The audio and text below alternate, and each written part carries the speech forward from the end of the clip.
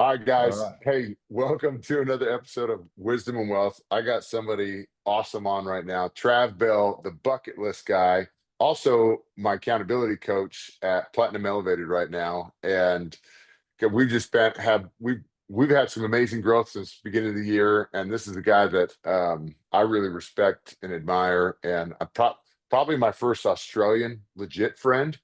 And so living in Bali, traveling, doing some amazing things. But what I really appreciate about this guy is um, I very much relate to the people that are black and white and like, what's your problem? Get it done. Like, and so he is that guy, and he's traveled the world, done some incredible things, and speaks to amazing audiences. And so I'm super thankful, Trav. Man, thank you so much for coming on.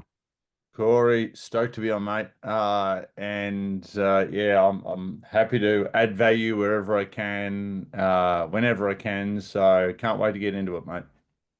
Heck yeah, dude. Start here. Tell me, like, bucket list guy now, right? You speak, you coach, you have this background where Mm. you used to run this big personal training, like giant Yeah, ring in Australia. I know that. yeah, yeah. Um, and then, but then you went through a whole story. I mean, Mm, start if you wouldn't mind, like where did we start, or what was the basis that like led to you sure. coming to doing Yeah. what you're doing right now? Yeah, good question. Look, I grew up as a jock, very similar paths, except mine wasn't on the football field. It was in the water, and I grew up surfing, surf lifesaving. I was a swimmer. And that led me to do a physical education degree, a human movement degree. So I'm a qualified, believe it or not, qualified exercise physiologist. Um, did that during uni at university, and my third year university. This is like early 90s. I'm going to show my age here. But early 90s, this guy came in and he was our strength and conditioning coach for an elective that we are doing during university. His name was Tony Hewitt. And he was doing, he was talking through the exercise, but he was doing this thing in the early 90s called personal fitness training. This is the days like before there was even an industry of personal trainers, and it was kind of coming out of the 80s and the neon and the leg warmers of the 80s, and the aerobics of the 80s. And he was doing this thing called personal training. And I was fascinated with it. Not knowing what the hell I was going to do like after university. You sort of come out of my degree as a jack of all trades, master of none. And he was doing this thing called personal training, and I was just fascinated. And he was training some celebrities. I knew those celebrities, and I'm a guy from I'm a kid from the country, the beach country. I'm like enamored by him training all these rich people and celebrities, and I'm like, how do you do that? And he said, buy this book. This is pre-internet, Insta, pre-Facebook, pre-everything. And he said, buy this book, go to the, subscribe to this magazine, go to this, conference, etc., etc. And I just did everything. Um, I started working in a gym, and then I got my first personal training client. And again, what she paid me a whole 25 bucks an hour, train with me 3 times a week, and got some phenomenal results with her. Her name was Heather. And funnily enough, that story, Heather, was about a 55-year-old lady, maybe 60-year-old lady at the time. Um, I'm 21. Heather uh, came in. She's like had a neck injury, a back injury, arthritis in both of her knees to the point they were getting drained every so often, and she could sort of just shuffle on a treadmill, not run. And she wanted to do personal. Her self-esteem was nowhere out of 10 when she started with me. This is leading to why I'm a coach. She started with me and I put everything into training this lady, Heather. And she told me, when you're a personal trainer, you've got two ears and one mouth, and you use it in those proportions. You listen twice as much as you speak, right? She come in some days and she had bruises on her.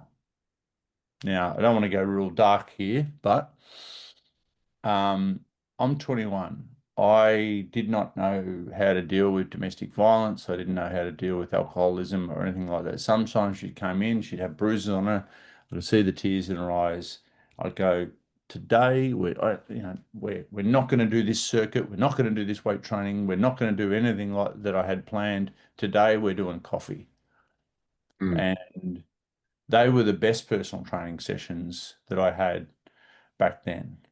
Um, as a coach, and that led me to just fall in love with being a coach. I had this ability to, listen and to help people. And I don't know, it's just gave me a heap of fulfillment. With Heather, um, I took her through, doing marathons and no arthritis and no injury and doing these big swims and triathlons. She left me for a while. Her self-confidence grew and grew and grew to the point where she actually left her husband. I had nothing to do with that.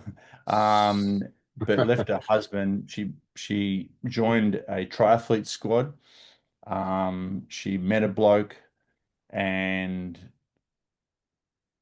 I gave, this is years and years and years later, and then I gave a speech at her wedding on her behalf.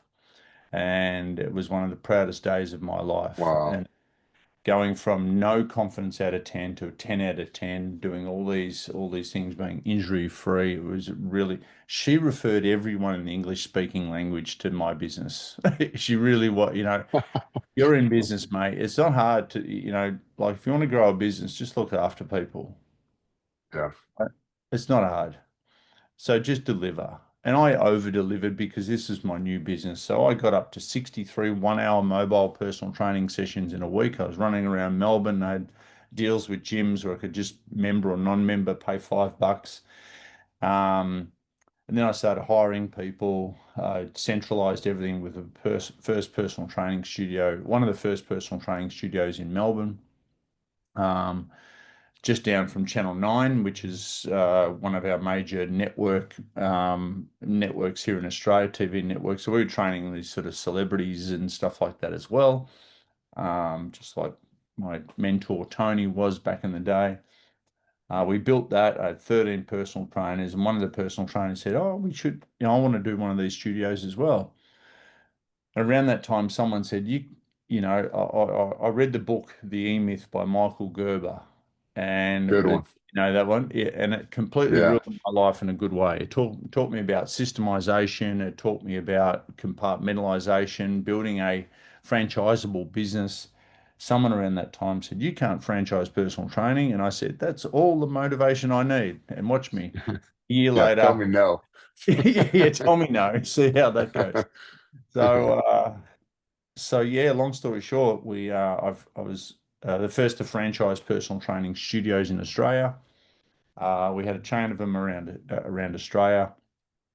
Um, then, 15 years of doing that, I became too much of a lawyer, too much of an accountant, and one of our personal trainers, or one of our studio owners, um, he thought, no, I don't need Trav anymore. I'm going to do it myself. I said, you're not allowed to do that. And as a Mm. franchisor, you've got to have very deep pockets with legal stuff going on in business. And he teamed up with a commercial lawyer at the time who was one of our clients, and they got together and she did all of his legal stuff for free. And meanwhile, I'm trying to fight a case against, no, you're not allowed to do that. Yes, we're allowed to do that. We're going to do it anyway. Long story short, got into this legal battle, tail wagging the dog kind of situation. And a Mm. lot of your watchers and listeners, are probably in, they're in business. They get this conversation, I'm sure. Yeah.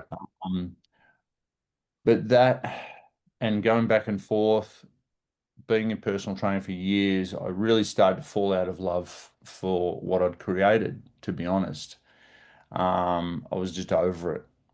Uh, and the nuts and bolts of it, mate, that was the downward spiral of me falling into depression, Mm, um, which I talk about really openly from stage, not in as much detail, but I think men of our age, depression, along with anxiety, the overprescription of antidepressants, youth suicides. Um, you go throw COVID in on this. Now we've yeah. got a new kid on the block, called the loneliness epidemic, which is a thing that I'm speaking about quite a lot lately. We're in a mental health perfect storm right now, and Mm, this is one of my drivers. This story and these stats are one of my drivers for why I do what I do now. So, um, I instead of going on the heavy antidepressants that my doctor prescribed for me, I went, you know what, I don't want to walk around like a zombie. I want to feel it. I want to get to the root cause, not just put a band-aid over the top of it. So I went deep into personal development. I learned about psychology, learned about positive psychology, and I did that for about, 2.5 years, and just went to seminars, read the books, and all that sort of thing, just trying to help myself. Got coaches around me, etc.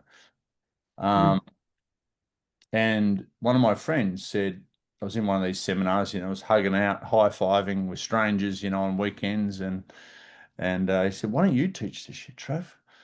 And I went, yeah. Well, that'd justify all the expense of these things. Um, and I said, yeah, why not? Like, it was like this epiphany kind of moment. And I put on a month later, I put on a talk. Nearly had to pay the 40 people to come to that talk. I put on a talk and I talked about all the stuff that I'd gone through, my entrepreneurial journey. I've never worked for anyone in my life. I've always had a business. Um, Talked about halfway through. I told everyone that I had this list to do before I die since I was 18. This is only 15, 16 years ago now. I put on this mm, talk. All right. Probably even longer now. But since I was 18, I always had this list to do before I die, actually written down.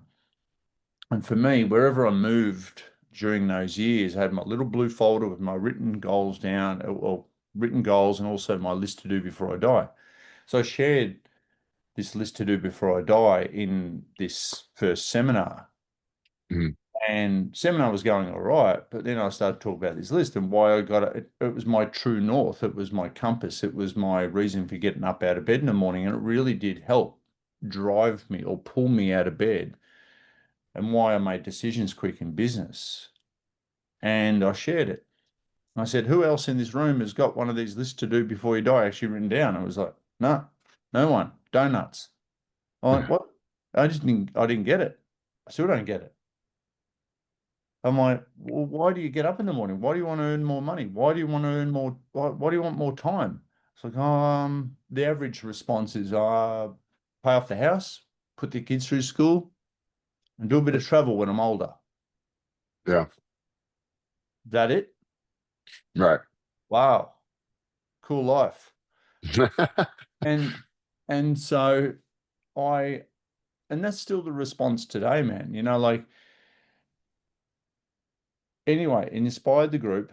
And then right at the end, Joe, one of the participants, said, "Oh, how's the list to do before you die stuff?" In the Q&A afterwards. How this list to do before you die stuff? It's really fired everyone up. It's like a bucket list. You're like the bucket list guy. And I went, ping, light bulb moment. Bing. I went home and registered thebucketlistguy.com. And you'll love this, mate. And I was on the Google machine. And again, this is 15, 16 years ago. Um, I went, who's like the Mac Daddy? Who's like the king of bucket lists in the world? Oh, look, no one. So stuff it. I'll call myself the world's #1 bucket list expert. And it stuck. And here we are. Stuck. That's how I became the bucket list guy. And a really long story, not short at all. But Yeah. what we what I then did is I defranchised. I was over personal training. The legal battle, was just doing my head in, and I defranchised the whole business. Mm. Had to put a company into administration, and I had all these, like commercial leases around Australia and all this sort of thing. And I had three company-owned studios, and the rest were franchised, and I sold them off as well. So, and during that entrepreneurial time, we were buying other personal training studios, rebranding them, and then putting them under our umbrella. So I've bought and sold a heap of businesses in my time. I've sold businesses off, et cetera, et cetera. But I defranchised the whole thing. And around that time, I've met him, Tim Ferriss, with the 4 Hour Work Week. He'd Yeah. just come up with a 4 Hour Work Week book. And here's me with all my commercial leases and all this shit going on. And here's him running everything from a freaking hammock in Thailand. And I'm like, doing this thing called an online business. And I'm like, oh, I like that business model better Yeah. than this one. I like what well, I like that guy. Yeah, Hold on. I wonder what she's having. But that's when I really got. So I did that, and I only recently I'm living it. Like I now Yeah. live in Bali. I'm now in Canada right now after speaking up here. But for the last 15 years, I've been out there running around the world doing my bucket list. Then people pay me to talk about it, Yeah. interweaving um all the mental health, all the stories, and also all the psychology that has helped people over the years as well. And it makes me think because what I love about it is I want to do all those things, right? I was talking to my buddy at the gym this morning. He's like, we're leaving. I'm like, what are you doing this summer? He's like, we're going to Italy for a month. And I'm like, immediately jealous. I'm like, you're Yeah. a jerk, man. I want all that's awesome, right? And I get it kind of boils down to it's like I would sit here like selfishly as a business owner, like, how do you attract those people? And it's like really it's kind of the interesting people get attracted to interesting people, right? Mm. And you because of this fire that you got, and it could come, which can be born a lot of times is born from a bad place or a bottom place, Unfortunately, it is pain that motivates us right? initially Yeah. rather than pleasure. Yeah. Pain is it's called away from motivation versus toward motivation. There's two types of motivation, right? So it's all well and good having a list and pulling you out of bed in the morning and that sort of thing. But it's pain that gets you off your ass and gets Mm. you moving, unfortunately. Yeah. That's, but, and I know this from personal training, I know this from coaching. Most people change because of pain, firstly. But then you've got to peg it to pleasure. You've got to peg it to a vision. You've got to peg it to something in the future, so you can't be Mm. always pain or away from motivated. I want to get away from pain. Yeah. Well, I mean, heck, it's a lot of what we do security, right? Like I want to fix the pain now. So it might be security to that pleasure, to the time on the beach, to the hammock in Thailand, um, to the Yeah. wave, even Yeah. though this big boy doesn't ride waves, but like, Yeah. to the wave in Bali, Yeah. um, like like those were the ultimates, right? We were hanging Yeah, out with, you can't be wealthy, right? If you're always saying, "Oh, I don't want to be poor. I don't want to be poor. I just want to put," like that's away from motivation. yeah, Whereas, and you do this really well, is you peg it to things that people want in the future, and let that be a driver for why people should, look after their money better. yeah.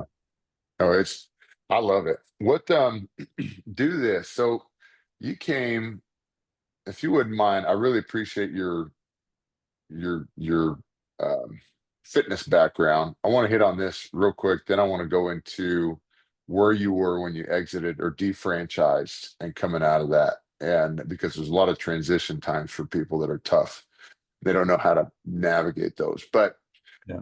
It's like this, like, so we started working together. I'm down 30 pounds, right? 30, 35 pounds almost now. And Mm, from mm. January, beginning of the year, which is cool.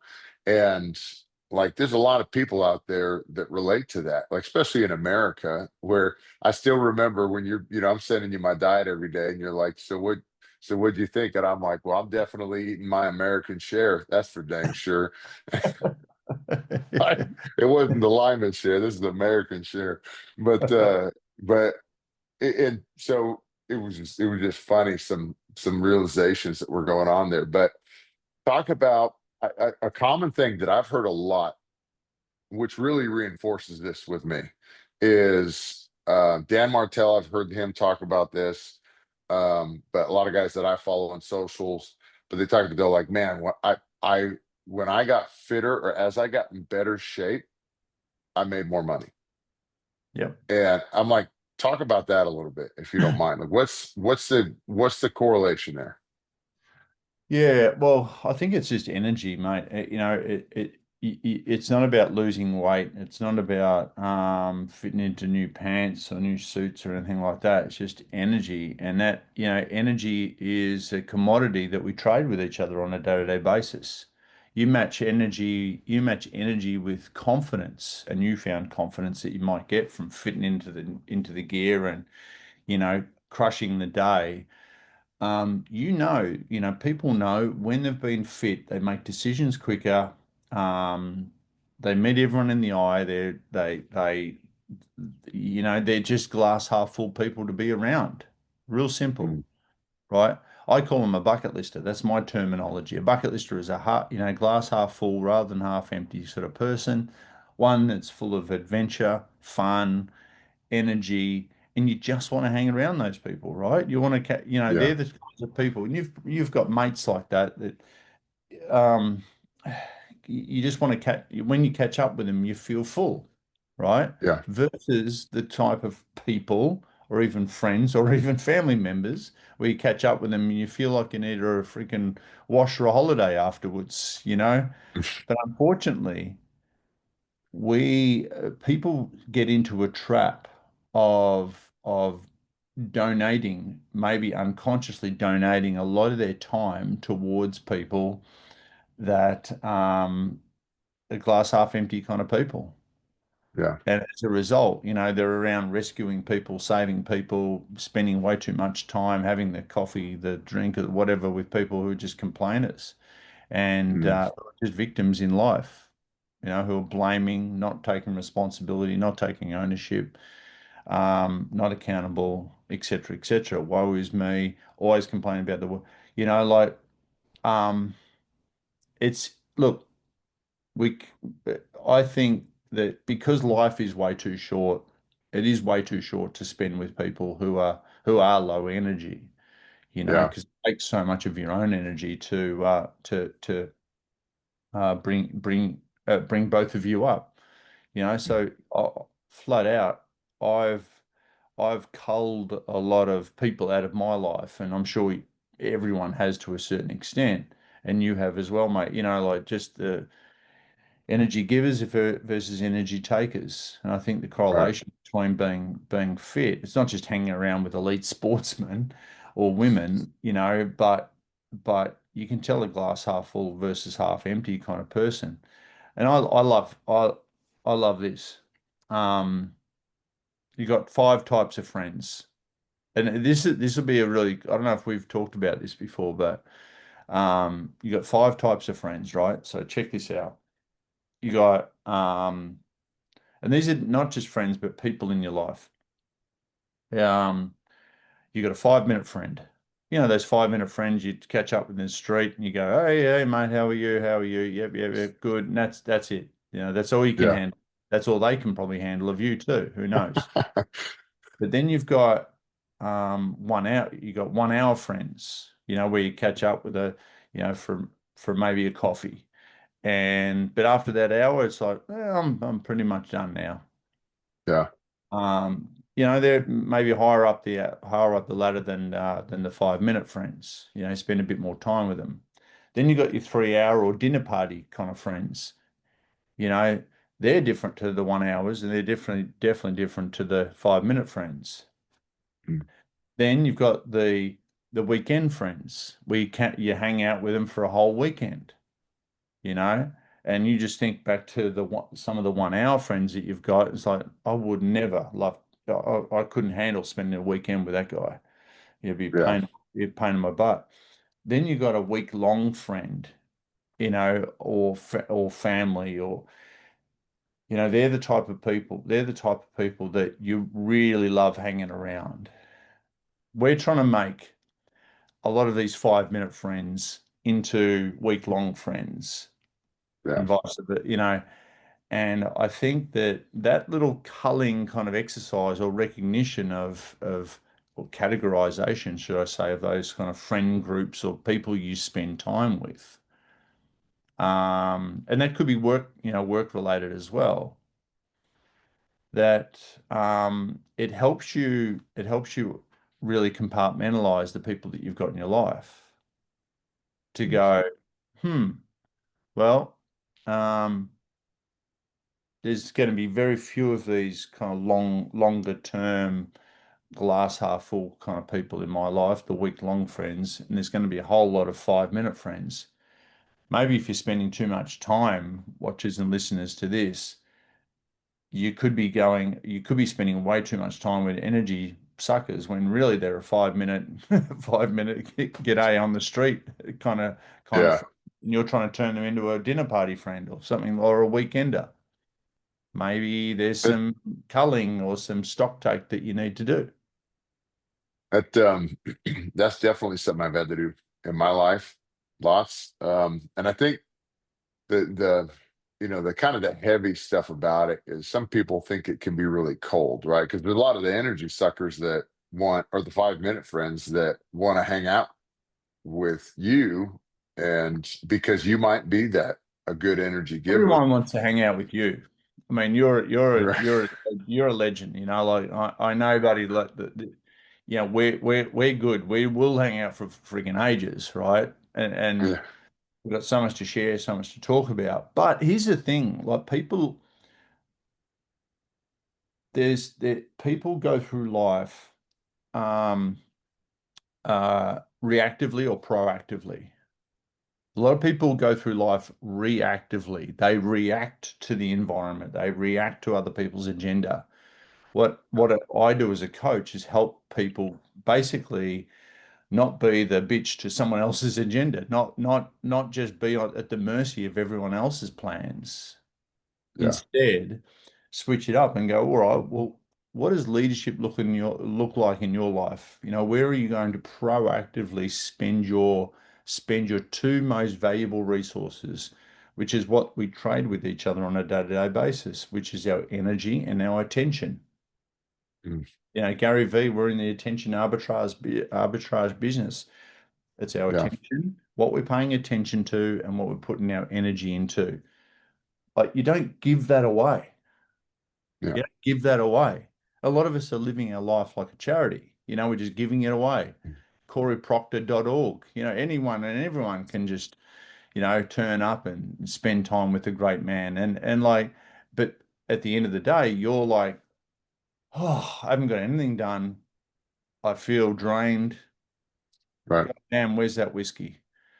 You know, and I, as a coach, I just want I want to help people just take charge of their life and be proactive about their own agenda and who they proactively want to spend their time, energy, attention on. We do have control, and this is where you take, I guess, people, helping people be accountable to themselves, um, be responsible, take full ownership over their life.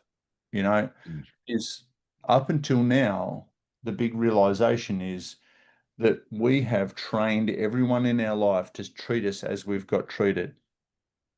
Yeah. We've been everyone's personal trainer. Mm. So can we retrain them or detrain them? Of course we can. Yeah. So what do you mean, Trav? I don't catch up with my parents because, they just suck my energy, and every time we get into fights, and it's like, well, I've been through all that stuff with my dad as well, and I've had to compartmentalize. I'm not going to change an 80-year-old man. It's Yeah. too that ship has sailed. But what I can do is just compartmentalize him and say, Dad, love and accept you for who you are, but I'm not going to let your stuff permeate what, where I'm going and where I'm spending. So instead of, hanging out all weekend with the old man, Dad, that's a bit much for me. I'm gonna Yeah. I'm gonna maybe top it out at 3 hours, or maybe even after an hour I'm done, but it helps you really, like as I said, uh do a stock taking where you're spending your time, your energy, and your attention on the I things love that that. lead out, on it's a way of leading your life. That it's kind of like our pastor talks about that. Like you got the people you see at church, but there's only a few people you want to go on vacation with, you know? And Yeah.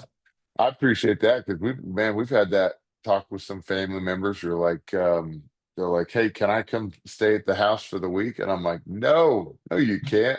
I'm like, 2 days, that's the max. Then you're out. I'm kicking you out. And I'm black and white about that on purpose because I'm like, look, I'm gonna kill you. I'm like, I You like say my that you time say too that to much. them. You say that to them. I'm like, yeah, we'll kill. Depends on who it is, you know. But I'm like, no, we'll be at each other's throats, I've got a after that little bit. second Well, that's day. why you are you, mate. Like that, I got a bit more of a softly approach, where I'm still trying to be nice to people around me. You're just cutthroat. I love it. Yeah, Yeah, I and had. Well, I'm then like, I had. I didn't. Go No, I ahead. didn't get your call. I didn't get your call. The text didn't get through. I don't know. Blame the internet. Blame Starlink. Blame Elon or Donald Trump. Oh, something. Just blame someone else. But and that could cause conflict. To be on to all jokes aside, it can cause conflict. All right. So what does that look like in reality?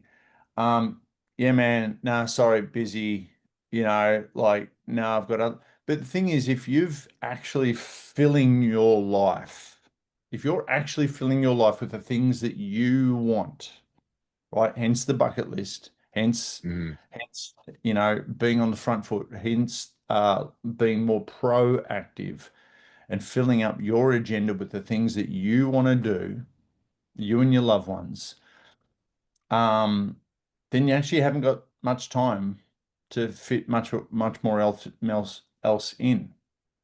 Yeah. Real No, simple. I liked it. I kicked one. I've kicked a couple people out of my house like too Yeah. long, man. I tell you, the good thing is the right people around us, and like my wife is this, and there's only a small, and I'm sure you got this, like very small select group of people around you. I like the accountability side, right? This is why you and I got along real Yeah. fast. Yeah. Is you're very much that. I like that black and white. Yes, you can actually soften it up plenty to the right person, but you can Yeah. also crank it up to the right person, and True. um and so like somebody who can handle it, right? And so I like that. But I've had that where I've kicked a couple people out of the house. So I'm like, this is too much. We're out. We're done. And some people don't get it. So you got to. That's where I like the clear, specific Well, language to do that. that's where like house being the metaphor, who, and this is open to the people to sort of swing back to you and talk to you about, is who do you have to kick out of your house Yeah. being your life? Who do you have to, I guess, compartmentalize back to a 5-minute friend or a 1 hour friend, instead of trying to, create a relationship that is not going to go anywhere. Or, here's the thing: it could very well be your partner, could very well be your family. This gets Yeah. pretty heavy pretty quick when people do this stock take, and start the culling process. You don't have to go out there and be an asshole to everyone and be too black and white. You can No, softly not too. approach people. But we haven't got much time left. Yeah. Why give it away to unworthy people? Yeah. Why give our Yeah. why give our attention away to unworthy causes that don't give us a sense of fulfillment, that make us unhappy? It doesn't make Yeah. sense. You know, you know, misery loves company. There is so many people out there that are more than willing to complain about everything and like, cool, stay in that herd. That's fine, but I'm going Right. this That's there's it's cool that you have the psychology background or that you dove into that too, because that was actually when I went back for school after I was done playing, that's what I finished my degree in was psychology. And that was some of the most interesting things. way. And I forget some of the stuff, but some of the studies that we went through, and there's some great TED Talks surrounding, I forget his name, but there's like the Lucifer effect. I forget the guy's name who did it, but it was like going against the herd, right? Going against the herd mentality or the Mm, bystander effect, or going against those like group think things where you're separated, you actually end up being the hero. Maybe mm. not even on purpose, but you the hero because you went against what everybody was Well, trying this to is do interesting. or allowed to do. Yeah, this is interesting. And I mean, I'll give you two examples. One is, when I'm going to be really blunt about this, and this is again, you're hanging out with, you know, 20 years in the personal training industry. You've just lost, you're losing a truckload of weight, right? Mhm. Now, there's other people that have got, they're all hanging around fat friends. Right. All their friend group are all fat, and they all go and eat together, and they go and not do exercise together, and still you maybe still wearing active wear while doing it. That's even better. Um, but so we are mammals, right? We are mammals. We love in mammals, love being in a herd. That's where you get love and acceptance, Yeah. right? You feel safe. You feel protected in a herd. If you isolate yourself from that herd and ostracize yourself, or you are ostracized, that's where you can get killed. That's Yeah. really scary to be out there away from that herd. There's no one to protect you. There's no love and acceptance. So, funnily enough, one of the best ways to, lose weight, if we're going to go down that path, um, is to change your environment, change the people you're hanging around with. You're eating salads, you're eating this, you're drinking, you're not going out on the drink and to partying and like, so you're ostracizing yourself from the herd via the behaviors and the actions that you're taking. So before you know it, you're sort of changing your friend group. Yeah. Now, people will and this is the diet roller coaster because people lose weight and then they put weight back on. In exactly the same thing can be done with money. People make money and then how did all that slip through my fingers and I'm back to square one again? You know this. Yep. Because we unconsciously still want that love and acceptance from the herd, our original herd. And it's scary out here by being thin by myself or being rich by myself. So we'll unconsciously sabotage uh, behaviors to come back to the herd. And Mhm. believe it or not, and some herds can be really cruel. Some Yeah. herds will say, "Oh, look at her, look at him, thinks she's all that right now," and oh, da da da da. And so they'll project their own insecurities, and that might have an effect on you trying to reach for your goals because the herd, we all love people playing that role in our life because and we'll do anything to keep that normality happening. So we might project our own insecurities onto people who are straying from the herd to bring them back into the herd where everything's rosy. But dude, I am not happy being part of this herd. Yeah. I'm sick and tired of being sick and tired. I'm sick and tired of being poor. I'm sick and tired of being fat. I'm sick and tired of being you know, in a shitty relationship, we're all getting around and talking about our shitty relationships. Right. I want to do something about it. Yeah. So it takes some balls, so to speak, to stray from the herd. But I want to tell everyone on this podcast as well, there is another herd waiting for you to catch up. They're out there, but you've got to get your shit together because they're running faster. Yeah. You know, you'll get love and acceptance from them. You don't have to totally, totally disregard everyone in your life, but you do have to change your environment. And this will ring true for people that need to hear it. There's that reminds me of something I heard from Erwin McManus one time. He's a pastor, developed this clothing line or brand line or whatever it was, and he talked about he's out in L.A. Mosaic Church or something, but he on the podcast he shared this where like a lot you hear this people references as lonely at the top, so people are kind of like justifying this lonely separating from the herd, Yeah, true. and and I really appreciate what you said right there because he said this. He was like, he goes, actually, that's not fully true. He goes, my wife and we're in the best friend group we've ever had in our life. He goes, it's lonely in the transition.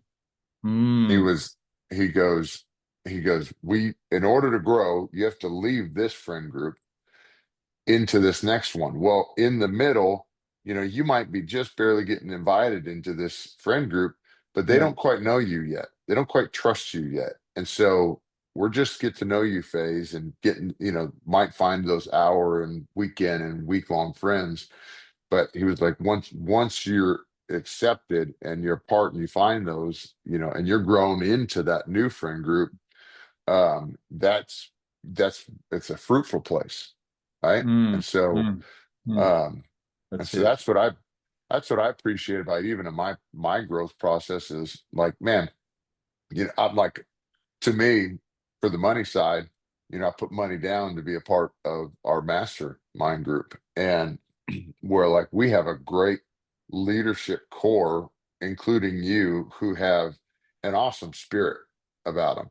Because we all been in those groups of some BNIs or whatever, where it's just like, Yeah. what are you giving me, right? To justify every dollar or everything. Take. Yeah, crazy. Well, instead, it's been so good. And this is what I like about you. It's like, no, you're doing cool stuff and like relating. I naturally want to help that. You're helping me. So I want, yeah, maybe I paid for it, but you're helping me. But like I want to, the people that are helping me and giving good value, like I naturally want to reciprocate that, right? I want Right. people to hear what you got to say. And so um it's just really powerful because like yes, it's lonely in that in between, and I share that, and I don't want you to share that, if you wouldn't mind, kind of as we the last like 15 minutes of this podcast, that was my exit from the league, from the NFL. Was I hated every second of it, and I'd imagine really lonely, right? it sucks, man, and I had some of those thoughts, the bad thoughts that you Mm, go to, right? yeah. Like it's real easy to just cross the yellow line, Yeah. and it's real easy to just step off. And so, some of those thoughts that really scare the crap out of you, Yeah. not just the anxiety of like the entrepreneurial step away from the herd type thing, but Step the away from the everything thing. finale, right? The final thing. And so that scared the crap out of me when that cropped into my head, because I'm like, who is that? That's an enemy I don't want.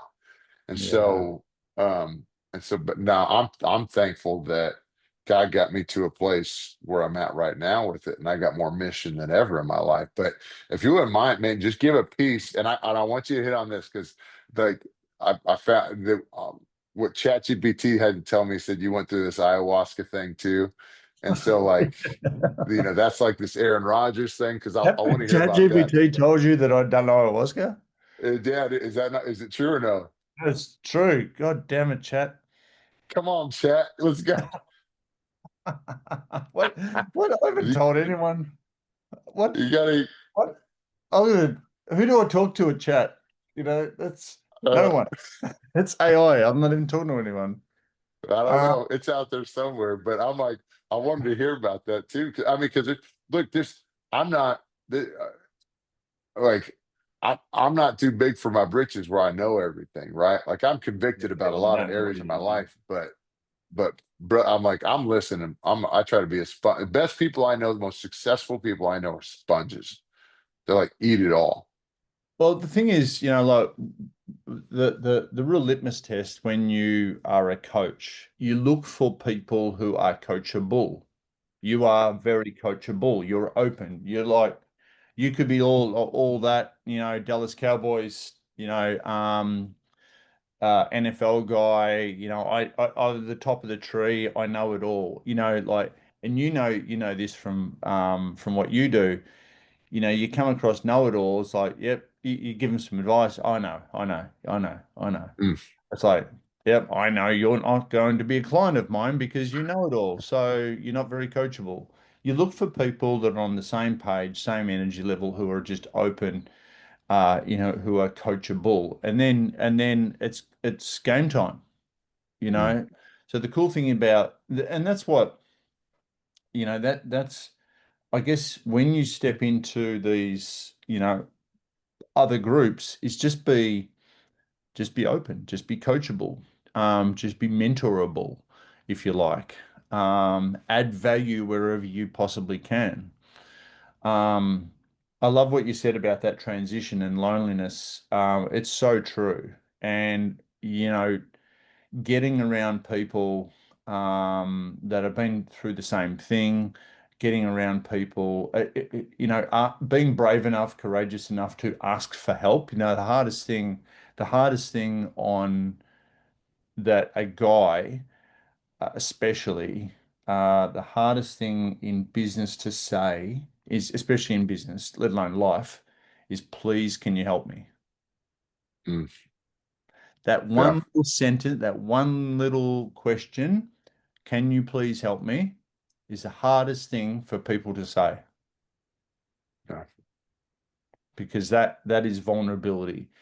That is an admission of, waving the white flag to a certain extent.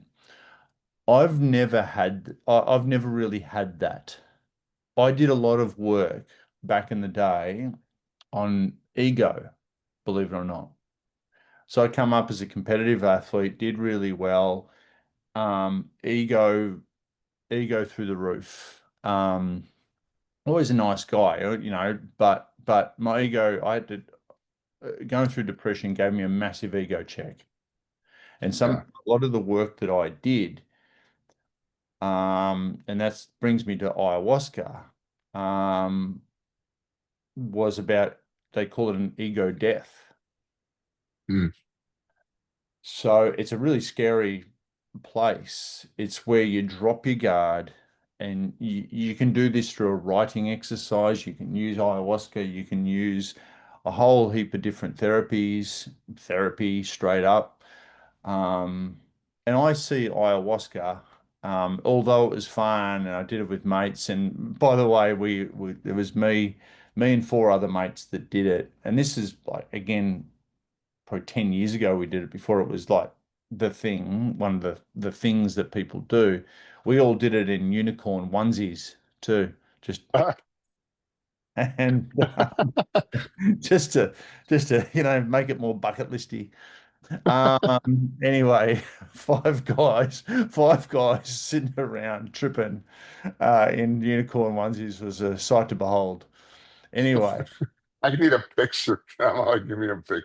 I I'm know, like, I I know. see it in my head. I'm like, this is When great. you but when you do ayahuasca, like, you purge as well. So purging, you throw up, or you Okay. shit yourself, or you want to go to the toilet, or you cry. I cried all night. I cried all Mm, night. And it took me, it shows you what you want to be shown, it shows you what you need to be shown, not what, sometimes not what you want. And so, I had three of the cups of ayahuasca they give you.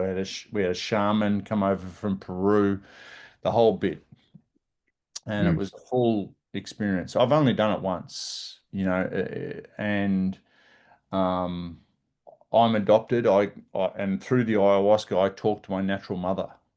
It was crazy. Mm, It was really crazy, and I can still clearly go. So, um, personal development. I think it's not the ayahuasca thing or the book or the event. It's all like a game, like a game of American football. It's all the one percenters that make the 100%. It's the one percenters. mm. If you're open, if you're coachable, I think, and if you're on a path to, bettering yourself, this thing will never end. Then there's no one big quick fix. There's no one big seminar that you go to, or there's not one coach that makes all the difference, or one therapy that makes all the difference. It's, and people are all looking for that big aha breakthrough moment. And yeah, that'll be sold to us. But I think it's a constant journey of just self-betterment, you know? And so me now, in what I do, I'm still learning about myself.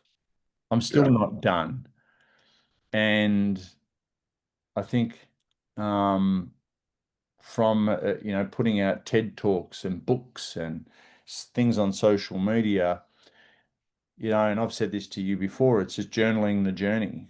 Yeah. Like I'm in love with the journey of uncovering more about myself, of growing even more. And when I talk, it's just like I'm giving you my up to date right now, but in a year's Mm, time, it's going to be very different. right.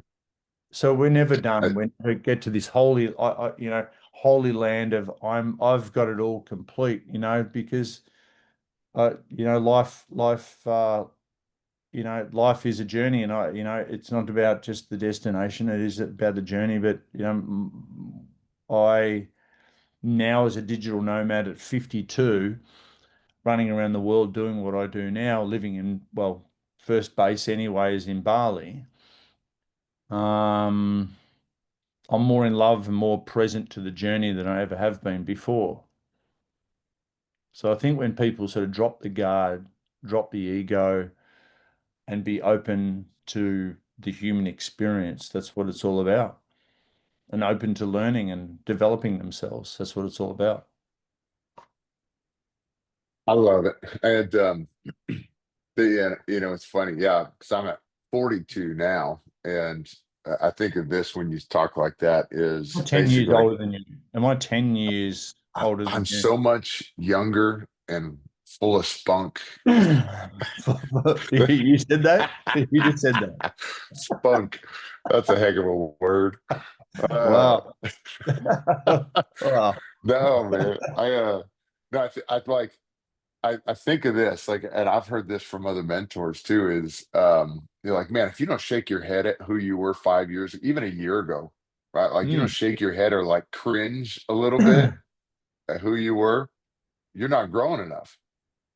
Right. And I'm like, that's what I think of as like, man, I see some of those old videos that pop up Facebook or whatever, this was 8 years ago, and you're like, oh God. One, I'm like, look how chubby I was. And then two, I'm like, that was a weird thing to say. But hey, I'm like, Yeah, I hate being reminded of the stuff that I said, and maybe the haircut that I had. But like it's going back to your kind of original question there. Like, uh,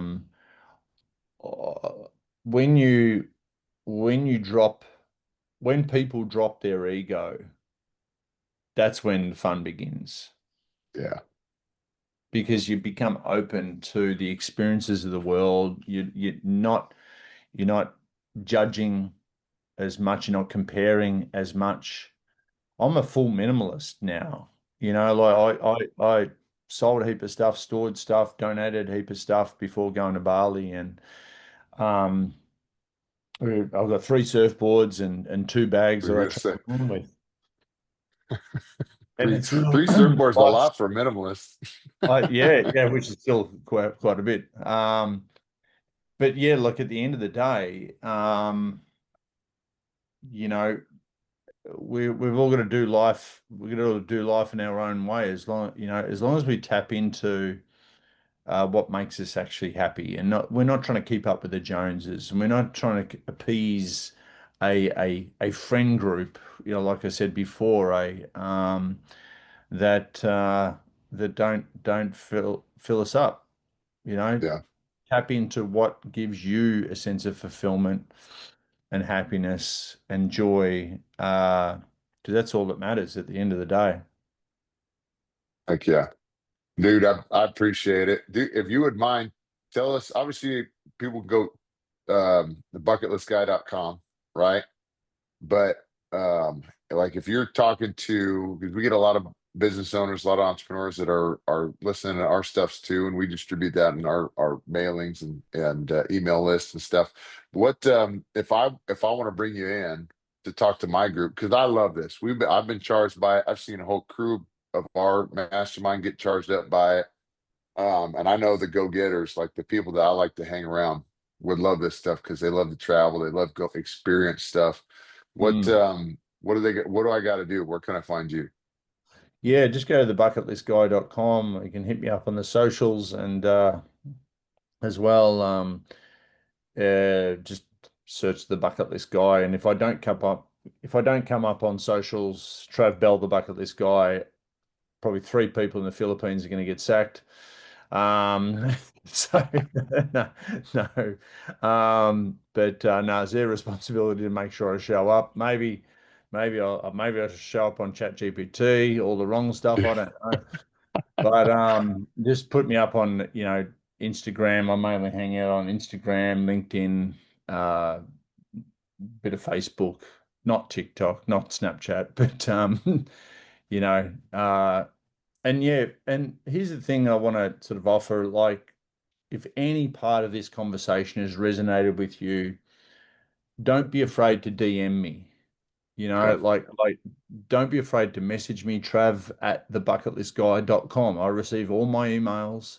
Don't be afraid, like if the mental health stuff or something that we've said today resonates with you or something that you want to dig into, more than happy to help. That's why I'm here. That's why I do what I do. That gives me a sense of fulfillment by helping.